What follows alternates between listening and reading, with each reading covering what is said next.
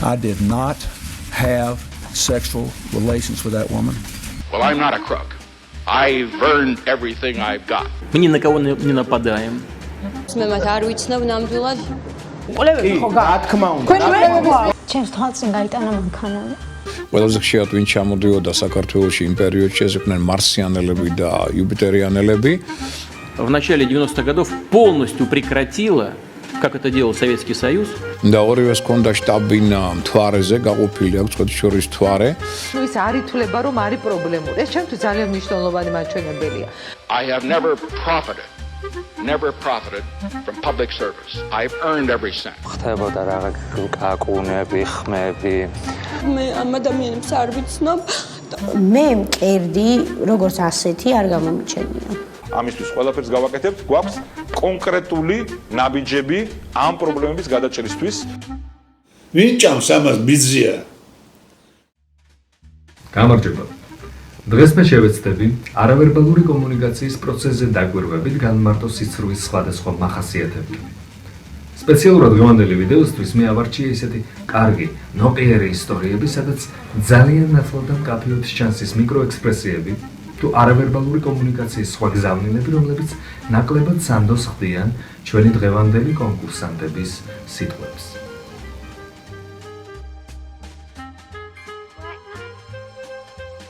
დღეისათვის გამოვყავი სამეული და მესამე ადგილი დაიკავა ქალბატონმა ეკატერინე.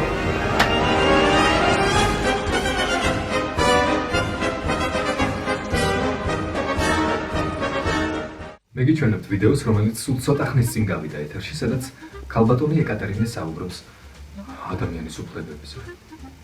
კარგია რომ ადამიანის უფლებები არ არის დღეს ნომერ პირველი პრობლემა. მე ვიტყოდი რომ ქვეყანაში სადაც ეს პრობლემაა და ეს იყო ყველაზე მნიშვნელოვანი თემა და ყველაზე დიდი პრობლემა 2012 წლამდე, ეს კარგია. ეს თემა მოიხსნა და თქვენ ნახეთ რომ გოგურ გადანაცვლდა ქვემოთ უკვე ეს თემა, ანუ ის არ ითვლება რომ არის პრობლემური. ეს ჩემთვის ძალიან მნიშვნელოვანი მაჩვენებელია. სინტაქსურ ქაოსს რომ თავი დავანებოთ. და სანამ ამ პიზის ლეგენდარულ წიგნს გადავფურცლოთ, მოდი ჩვენით გავიხსენოთ როდის წერტზევით მხარს. ეს თემა, ანუ ის არ ითვლება რომ არის პრობლემური. ანუ ის არ ითვლება რომ არის პრობლემა. საუბრისას მხრის აწევა მიანიშნებს იმაზე, რომ მოსაუბრე არ არის დარწმუნებული საკუთარ ნათქვამში და მისი ვერბალური და არავერბალური გზავნილები ერთმანეთს არ ემთხვევა.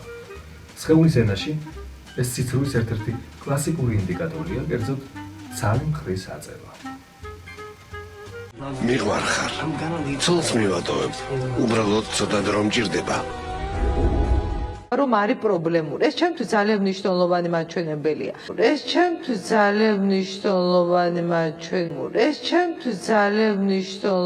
მაჩვენებელია. ამას ჰქვია ჟესტიკულაციური შეუსაბამობა. როდესაც ვერბალური და არავერბალური მესიჯი ერთმანეთს არ ემთხვევა. ეს ყველას გვემართება, ამისგან დაზღვეული არავინ არ არის. ერთი ძალიან ცნობილი ვიდეო მახსენდება ამას. Well, I'm not a crook. I've earned everything I've got. ვიდეოში ნიქსონი ამბობს, რომ ის არ არის თაღლითი, მაგრამ იმის მაგივრად, რომ მისმა თავმაც უარყოფად მიჩვენოს, ის დასტურის ნიშნად თავს გვიკნევს. Well, I'm not a crook. I've earned everything I've got.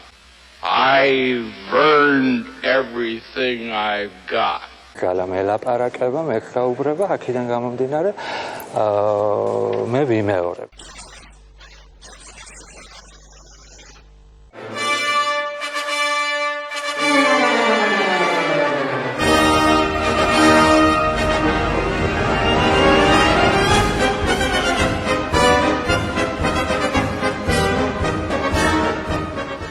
ყველაზე ხშირად ვინ ჩამოდიოდა საქართველოში იმ პერიოდში ეს იყვნენ მარსიანელები და იუპიტერიანელები და ორივეს ჰქონდა შტაბინა მთვარეზე, გაყოფილი აქვს შორის მთვარე და აქედან გამომდინარე აი ყოველთვის მეუბნებოდა ბატონი თალისი რომ მარსიანელებთან ცოტა ფრთხილად, მათ ცოტა განსხვავებული შეფერილობა აქვს სხვათა შორის და ცოტა სიმაღლით ცოტა ნაკლები არიან, უფრო მაღლები არიან იუპიტერიანელები და ყოველთვის მეუბნებოდა რომ თუ დაენახავ მარსიანელებს ახლო არ მიხვიდა, იმიტომ რომ მათ უფრო მეტი აქვს ცოტა აგრესია ჩვენდამი. იუპიტერიანელები პირიქით უფრო მეტად გვიცავენ და მათი ძირითადი ფუნქცია არის დედამიწის დაცვა, თუმცა მარსიანელები ზრუნავენ ამაზე, იმიტომ რომ კარგად იციან და ეს ხოშვის მათთან უშუალო კონტაქტის შემდგომ გავარკვიეთ, რომ საკმაოდ სახალისო ვიდეოა.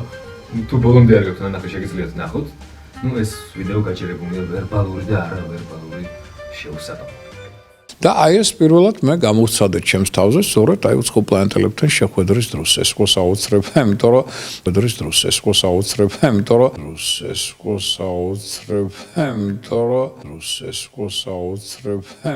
რომ აქ თავის და მხრის ჟესტიკულაციური უარყოფა ერთდროულად გვაქვს, ესე იგი, თრობელს დიდი ალბათობით საკუთარი ნათქვამის არ სჭირდა.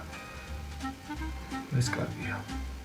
ან ერთი საინტერესო რამ აგვიხსნა, რომ თურმე ისინი თავის დროზე ცხოვრობდნენ. და მან ორი სიცრუის მიკროექსპრესია მოგცა. მადლობა ბატონო მიშა, მადლობთ. რამ აგვიხსნა, რომ თურმე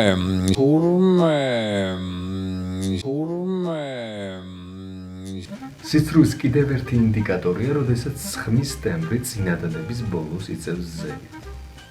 ანუ საჭირო იყოს სხვა galaktikuri სისტემა, სხვა განვითარების დონეზე გადასვლა. და ესე ნელ-ნელა თან საქართველოს ტერიტორიაზე ვინც ცხოვრობდა და ისინი ჩვენს galaktikაში გვერდით ცხოვრობენო, ესეც გითხრა ეს სიოსტომია, ეგრეთ წოდებულიო. ჩვენო ცხოვრობდითო იქ, სადაც ებრაელთა ტომები ცხოვრობენ ახლა ისრაელის სადაც არის აი ზონაო. და ეს ყველაფერი ზუსტად იცოდა და მე აგვიწერა რომ იმისთვის რომ ჩვენ როგორც გითხრა ერთ-ერთ მოუცხო პლანეტელმა თუ დედამიწას რაიმე სეროზული რამ დაემართა, ნუ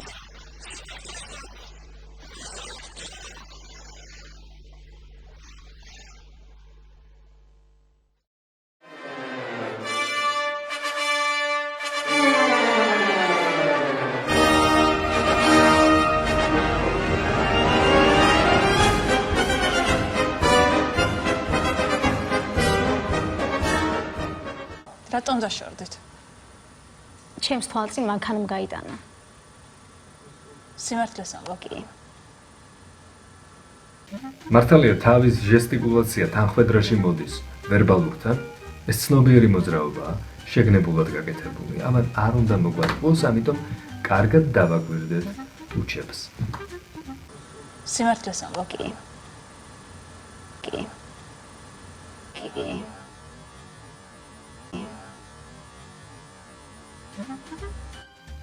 მისი ხელი შეიძლება მივიდეს სახესთან, კისერთან, განსაკუთრებით პირთან და იგი შეიძლება შეეხოს საკუთარ ცხვირს.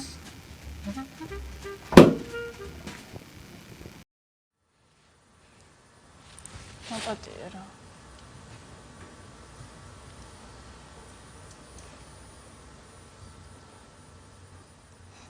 ეს როდის იყო?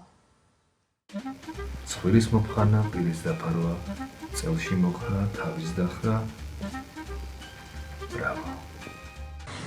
ჩემს თვალწინ გაიტანა მანქანა. ამ აქტინგზე ერთი გენიალური ფილმი მახსენდება.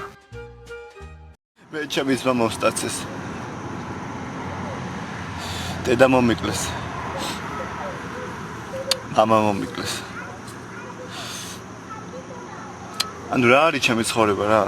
დამეკარგა, მაგ დროს დამეკარგა ცხოვრების აზრი. სად მოხდა ეს? საბუთავოზე ჩემი ბაში. კანდელაკზე კერძო.